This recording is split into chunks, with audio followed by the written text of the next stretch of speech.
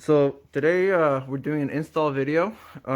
We got the Buddy Club P1 Racing pulley kit for a 9th gen SI 2015 ILX equipped with the K24 Z7 engine.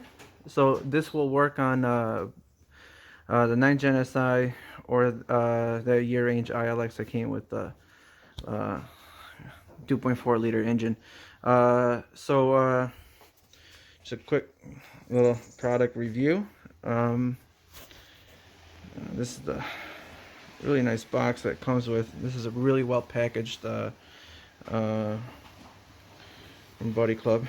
Let's see, this is the crank pulley, and this is really nice finish and quality part. Set that down. This is the alternator pulley it comes with. Again, really nice finish. This is believe it on the website. Having a little trouble focusing, but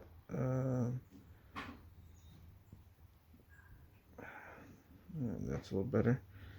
It says it has a titanium coating finish on the part. This is like a bronze color finish. We're also going to be weighing this to see what the Buddy Club one weighs compared to the stock. We got a little scale here for you guys. All right, let's check out the crank pulley. So it's set the grams. See what it comes out in. So 452 grams for the crank pulley. Set that down. Let's check out the alternator. 152. All right. So now that we know what these weigh, we're gonna start.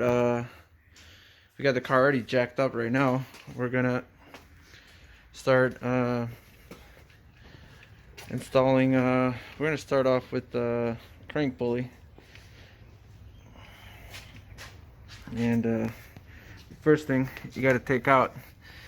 You got to take off this plastic splash shield and expose crank pulley down here. You guys can see that. And Johnny just got to come out, right? This is a 19 millimeter. Yep. Yeah, 19 millimeter bolt here, and we got a special tool that we're going to use today. It's this socket.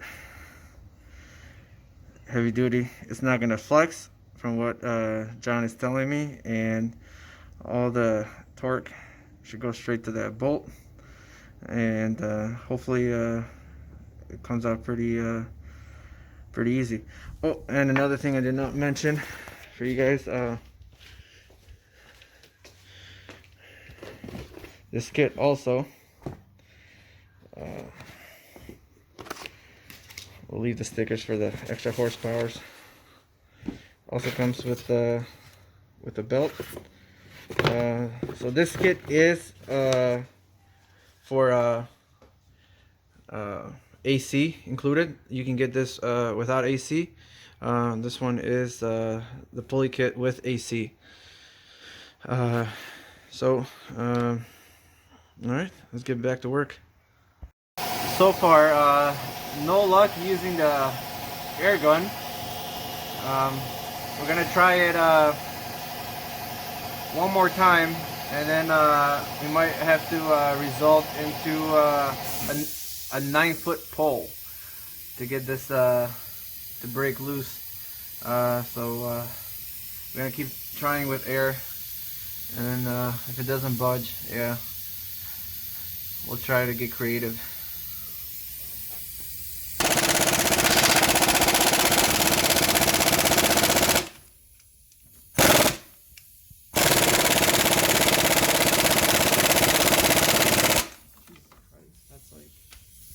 That's on there. Pretty good. So the plan is to use the jack stand for support, these two extensions, and use a massively long bar to break this loose, and hopefully we have some success. But yeah, we got that resting on the control arm over there, and hopefully it comes loose. Be right back. So the long bar worked, and yeah, we're able to get it out. Be prepared for a loud snap. It may sound like something broke, but yeah, we're able to come out. There it is right here. Yeah, this thing is massive. It's on there really good. And yeah, this long bar, oh yeah, you're gonna need it. I hope you don't, but if you do, make sure it's pretty long. Right now, and gonna disconnect the alternator, and we're gonna have to take the alternator out to get that pulley out of there. So I'm gonna remove this whole arm, and eventually have enough room to get to the alternator. Remove the idle pulley. You have to remove the tensioner, and you have 3 bolts. You have the center one. Right here, let's see if I can show you guys. You have the one here in the center. You have one right here that I already removed. It's a 12 millimeter, and you have one that's tucked in the opposite side to this. It's tucked in over here. You can get to it with just a deep socket, not a problem at all. So you gotta remove this guy to get to the alternator. We remove the tensioner. Again, you have the center screw, this one here to remove. So once you get those out, you have some pretty clear path to the alternator. Is a bitch to get out. I repeat, there's this one screw up here and there's 2 underneath it. The only way to get to it is first you remove this upper plastic cover, and then you remove the plastic splash shield, and this is where you might need a friend to help you. You gotta just wiggle your hand down there, and yeah, pretty much you gotta get creative to get. You need definitely something with a swivel head to get that out, and somebody's gonna have to help you from the top, and you can guide them from the bottom. And once they break it loose, you can probably just use your hand to unscrew those bolts out of there. But yeah, good luck when you get to this step. To make things easier without having to completely remove the alternator, I suggest tilting it enough to where you can get an impact gun to that 22 millimeter nut to break it loose, or else yeah, just more work. But yeah, if you can just tilt it enough so you can get your impact on there, and should be good to go. Alright guys, so we finally got this alternator pulley out, and man, yeah, pain in the ass completely. Let's see the weight difference again.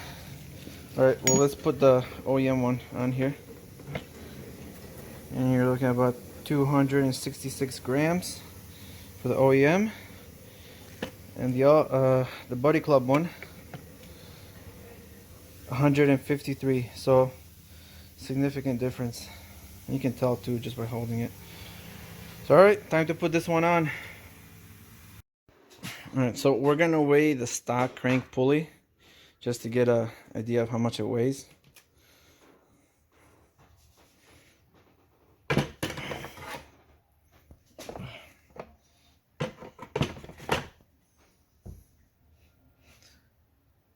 $1,829 grams. So significantly heavier from the Buddy Club one. So let me fill you guys in on some new findings. So we installed the crank pulley down here, so it's smaller in diameter and lighter.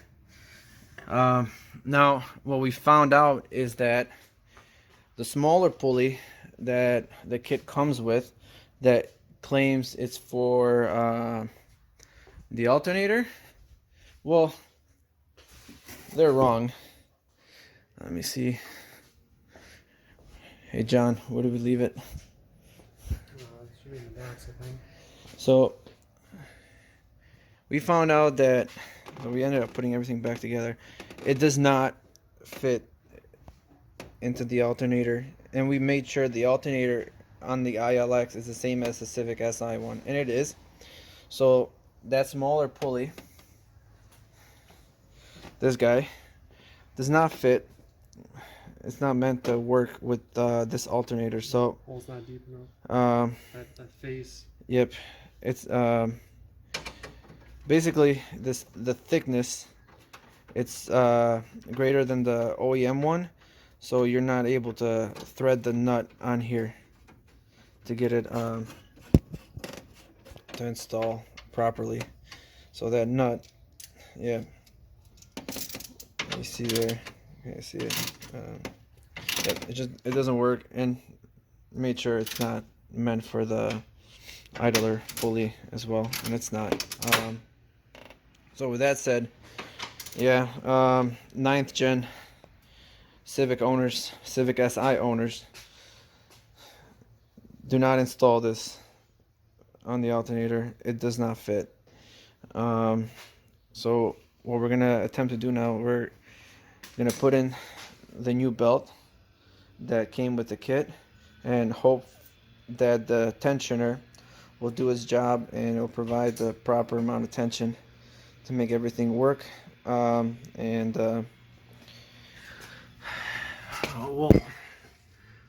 We'll report back to you guys and see what we find out. We gotta put the bolt back on here and get this tightened down and get the belt on. All right, we'll keep you posted.